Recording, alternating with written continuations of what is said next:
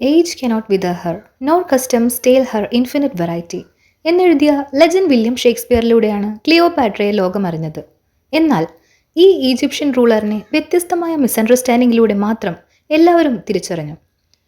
വലിയ എംപറേഴ്സ് മുതൽ ആരെയും തൻ്റെ ഹിപ്നോട്ടിക് ബ്യൂട്ടിയിലൂടെ വശീകരിക്കുന്ന ഒരു വുമൺ എന്ന എക്സ്പ്ലനേഷൻ മാത്രം പലരും ക്ലിയോപാട്രയ്ക്ക് നൽകി.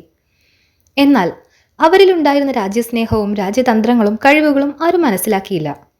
ഒരു ടീനേജറായ ക്ലിയോപാട്ര ഈജിപ്തിൻ്റെ ഫറോവ എന്ന പൊസിഷനിൽ എത്തിയപ്പോൾ ഈജിപ്തിൻ്റെ സ്റ്റാൻഡേർഡ് ആൻഡ് വെൽത്ത് ടോപ്പ് പൊസിഷനിൽ എത്തിക്കാൻ ക്ലിയോപാട്ര നടത്തിയത് ലിറ്ററലി അൾട്രാ ഇൻ്റലിജൻറ്റ് മൂവ്സ് ആയിരുന്നു.